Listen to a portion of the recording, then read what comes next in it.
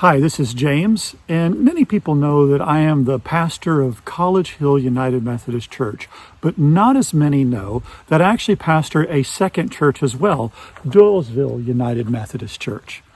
And I wanted to share a little bit about Doylesville as well as a devotional thought with you from this week.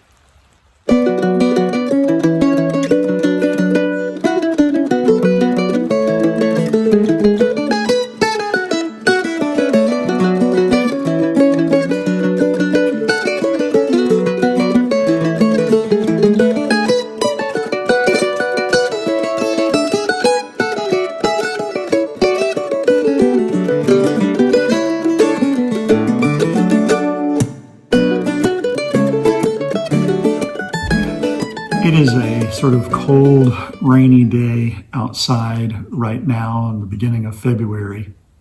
I'm standing inside our sanctuary area at Doylesville, and it is a warm-hearted, beautiful, small congregation here. If you enjoy a Sunday school-like atmosphere, a place where we can converse and get to know one another and openly share prayer requests, you can even request your own favorite hymn on a Sunday morning, and you enjoy fellowship meals and intimate time together, well, you'll love Doylesville United Methodist Church. We gather on Sunday mornings at 9:30 a.m. I wanted to share with you a devotional thought from something I shared 2 Sundays ago. I did a message about the state of the church. And in that message, I shared some about sort of the state of the global church. And I've shared this in a number of events. When we had Great Commission events in the cities of Richmond and Somerset this last year in 2019, other messages I've shared in various places. Each time I've done this, people have told me that they had never heard this information before from a pastor or in a message. And so I wanted to share it with you. Many people speak about the church in the United States, and when we do, we often talk about the decline of the church and how we need to do better. And we do, and it is true that the church has generally been on the decline here in the U.S., but that is not true of the church global. In fact, the church global is growing by leaps and bounds. It's amazing how the gospel is spreading around the world with people groups all over. And I wanted to share with you some specific information about that here. When we talk about the status of the church around the globe, we begin with the basic numbers. There's 7.7 billion people on the planet. And of those, 1/3 or 2.4 billion people identify themselves as Christians. And there's another 5.3 billion people who identify themselves in other religions or non-faith. In 1974, Billy Graham called a global conference on evangelism. Leaders around the world came to Switzerland at that conference. And there was a man there named Ralph Winter, a missiologist, who began to communicate with the people about a different way of looking at the world, and it sheds a lot of light on the status of global evangelism. He used circles to begin to communicate this, and if we put them in these circles, the yellow identifies those individuals who are Christians, the 1/3 or 33% of the world's population, and the gray is everyone else. But this doesn't really tell the whole story. We know that there are many people who call themselves Christians, but they're not active followers of Jesus Christ. It's simply a tradition or part of their ethnic or perhaps nation in regards to how they identify themselves and their traditions. And so as we look closer at it, really about 10% of the world's population are active Christians. Now, when we look at this doesn't really tell the whole story. We have to break it down into geographic areas around the world to get a better picture. And when it's done so, this is what it begins to look like. In North America, Latin America, there are significant populations of active followers of Jesus Christ. And surprisingly to many, in non-Muslim Africa, the church has been growing by leaps and bounds. But notice how in Europe there are many people who simply identify themselves as Christians, but a smaller group of people who are active followers of Jesus. When we get to other areas like India, China, and Muslim majority countries, we get much bigger populations in those areas of the world of people who are non-followers of Jesus Christ. And now that we've looked at the active Christians and other Christians, let's take a bigger look at those who are non-Christians or non-believers.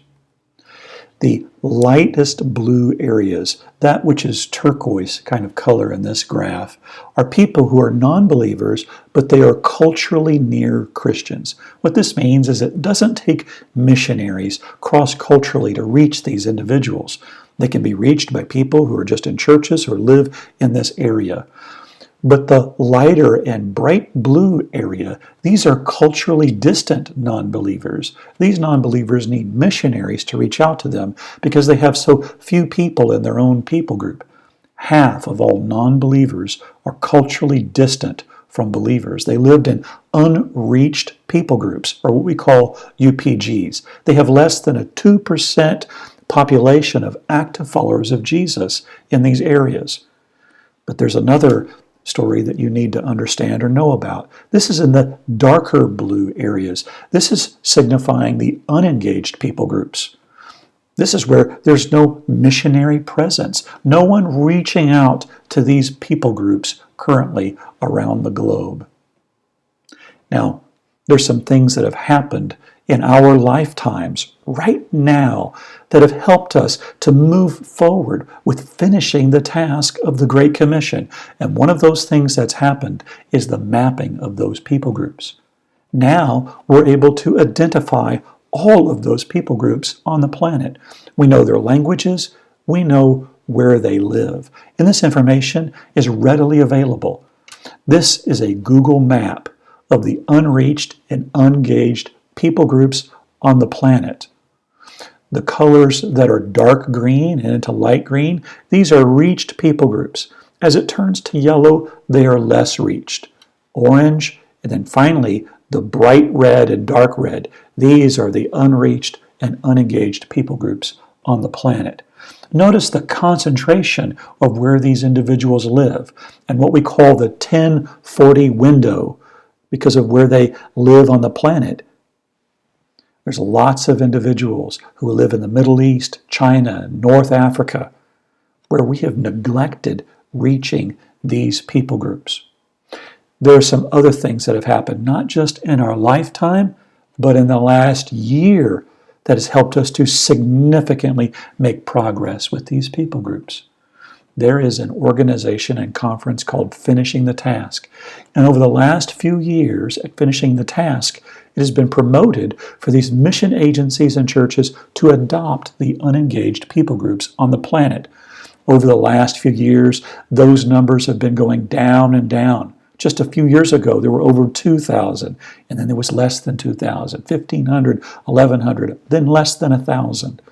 And last year, at Finishing the Task, all the remaining unengaged people groups were adopted.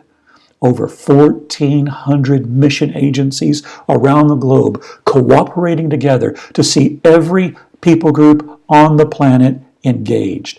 I just came back from the Finishing the Task conference at Saddleback Church in California, where Pastor Rick Warren is now leading this organization and movement. The effort that's being put forward in this is tremendous, and the commitment is to see every people group engaged by the end of 2020. This is not just happening in our lifetimes, it's happening this year. The church is growing by leaps and bounds around the world as we join with Jesus Christ in what He's doing. We can pray, we can give, and we can reach out, and we can all do our part to see the Great Commission finished. One of the things that, again, I love about being here at Doylesville is the warm-hearted congregation. But if that's all there was, it just wouldn't be enough. One of the other things that I love about Doylesville is their heart for outreach and impacting their community. Even though we're just a small congregation here, they want to have a significant impact in their community and world. It's the same thing at College Hill. Even though College Hill is a small rural congregation compared to, say, some of the larger urban churches, Yet we're not small in our vision. College Hill's having an impact, not just in its community, but far-reaching into Richmond and even our state and world. One of the ways that we do that is in our partnership with City for the Nations. We have a partnership with Richmond and Somerset with the nation of Niger through City for the Nations. There's 13 different denominations that we've partnered with in Niger to raise up 7 church plant teams, reaching out to 7 unengaged people groups there. I've spoken about this in the past, but we have a team on the ground right now working with those church planters and denominations. Miles Phelps, who's the director for City for the Nations, as well as Jeff Rogers, who's a fellow board member, and a professional photographer who's recording the events and what's happening so that we can share these with you, not just in story, but visually as well. I have included a list of prayer requests. Prayer is one of those things that we often underestimate its power and impact, but God is moving in great and mighty ways. Would you join with us and support in prayer and the work that's happening right now in the nation of Niger? Would you also be open to joining with us in Jesus' mission of reaching out to all of those around us who are lost and in need of Jesus? That's what we're about. We're about his purposes and mission. This week at both Doylesville and at College Hill, I'll be sharing from Luke chapter 4.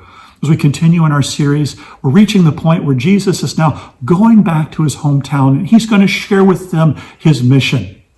The reaction is not going to be joyful in regards to it. The mission's challenging, yes, but we should joyfully join with him in what he desires.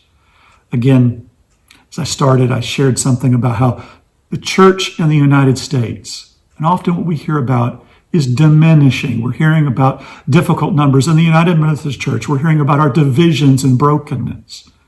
However, God is not broken and he is not divided. And if we really want to experience the powerful blessing and moving of God, we need to get our eyes off of ourselves and join him in his mission. Would you join with us as we join with Jesus in doing that? If you'd like to, we meet here at Doylesville at 9:30 a.m. on Sunday mornings, at College Hill at 9:30 a.m. for Sunday school, and our services at 11. We'd love for you to be a part of those things, but wherever you are, let us join with Jesus and what he's doing and being a part of it. We don't want to miss out on the great things that he's accomplishing and moving and fulfilling his purposes and plans. God bless you.